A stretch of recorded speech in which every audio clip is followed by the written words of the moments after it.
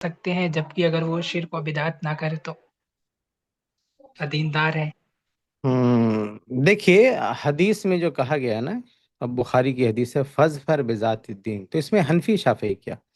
بھائی اگر کوئی اہل حدیث بھی ہو تو بھی اس سے شادی نہیں کرنی چاہیے اگر وہ دیندار نہ ہو تو۔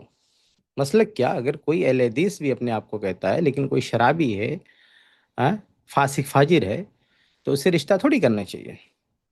تو اصل یہ دیکھنا چاہیے کہ بھائی آدمی دین کے اعتبار سے، منہج کے اعتبار سے کس مقام پر ہے۔ باقی یہ کہ شادی ہو سکتی ہے کہ نہیں، بھائی شادی تو شرابی سے بھی ہو سکتی ہے، شادی تو فاسق فاجر سے بھی ہو سکتی ہے، شادی تو چور اور ڈاکو سے بھی ہو سکتی ہے۔ تو اگر آپ یہ دیکھنے جائیں گے بھائی شادی ہو سکتی کہ نہیں ہو سکتی، شادی تو کوئی بھی کلمہ پڑتا ہے شادی کریں گے شادی ہو جائے گی، لیکن اس کا مطلب تھوڑی کہ کوئی شادی کر دے گا۔ تو جیسے ہم ہر معاملے میں دیکھتے ہیں، جیسے خاص طور سے مال دیکھیے، ہمارے یہاں مال کے چکر میں آدمی بھول جاتا ہے کہ کون کس مسلک کا ہے، کس عقیدے کا ہے، کس منہج کا ہے۔ وہ صرف مال ہی بندہ دیکھتا ہے، مال ہی کے چکر میں جو ہے آدمی پڑا رہتا ہے کہ مال ہے تو رشتہ کر لیتا ہے، لیکن نہیں، مال نہیں دیکھنا چاہیے۔ اصل مال بھی دیکھیے، ہم نہیں کہتے مال نہیں دیکھنا چاہیے، لیکن سب سے پہلے دین دیکھنا چاہیے۔ دینداری اگر سلامت ہے تو اس کے بعد، دینداری میں سب سے اول نمبر پہ عقیدہ ہے، اس کے بعد عبادت ہے، منہج ہے، یہ ساری چیزیں ٹھیک ہے تو ایسا رشتہ چننا چاہیے۔ لیکن احناف میں عام طور سے آپ دیکھیں گے تو عقیدے میں خلل پایا جاتا ہے۔ ان کے ہاں اگر عبادت بھی ہے، دینداری بھی ہے، تو اس میں کھری کھوٹی کی تمیز نہیں ہے، صحیح ضعیف کی کوئی تمیز نہیں ہے، جو سمجھ میں آئے وہ لوگ کرتے جاتے ہیں، اس لیے مسئلہ ہوتا ہے۔ بلکہ انہی کی کتاب میں اگر ہم دیکھیں، میں انہی کی کتاب سے ایک مثال دے دوں کہ ان لوگوں نے خود کیا لکھا ہے اپنی ایک کتاب میں۔ ان کی ایک کتاب ہے، ایک منٹ، یہ رد المختار ان کی کتاب ہے، جلد نمبر 6 ہے اور صفحہ نمبر ہے 132۔ تو اس میں کیا لکھا ہوا ہے وہ میں آپ کو بتاتا ہوں۔ اس میں لکھا ہے کہ حکیہ ان رجلا من اصحاب ابی حنیفہ، کہ بیان کیا جاتا ہے کہ ابو حنیفہ رحمہ اللہ کے اصحاب میں سے، ابو حنیفہ رحمہ اللہ کے اصحاب میں سے، امام ابو حنیفہ رحمہ اللہ کے جو ہے ساتھیوں میں سے کسی نے کیا کیا، ایک منٹ ہے،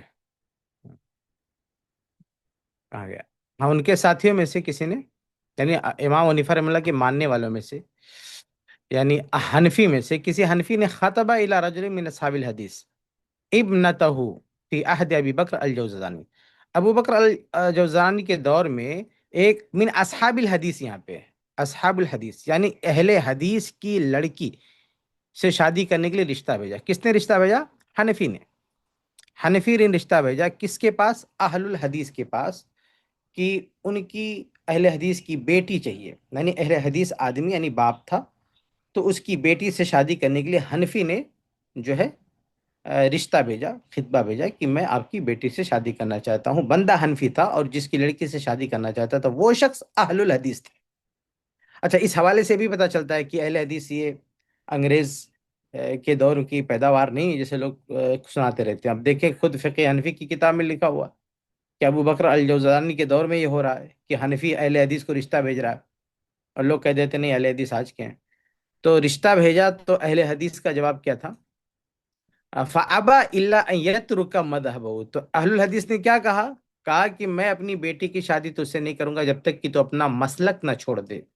اور کیا کرنا ہوگا تجھے؟ فَيَقْرَأَ خَلْفَ الْإِمَامِ وَيَرْفَعَ يَدَيْهِ، تجھے امام کے پیچھے سورہ فاتحہ پڑھنا ہوگا، وَيَرْفَعَ يَدَيْهِ عِنْدَ الْانْحِطَاط وَنَحْوِ ذَلِكَ، اور رکوع میں جاتے ہوئے اٹھتے ہوئے بھی رفع الیدین کرنا پڑے گا۔ اگر ایسا کرنے کے لیے تیار ہے، اگر ایسا کرنے کے لیے تیار ہے، امام کے پیچھے سورہ فاتحہ پڑھنے کے لیے تیار ہے اور رفع الیدین کرنے کے لیے تیار ہے، اپنا مسلک چھوڑنے کے لیے، حنفیت چھوڑنے کے لیے تیار ہے، تو شادی کر دوں گا۔ تو آگے کیا لکھا ہوا ہے؟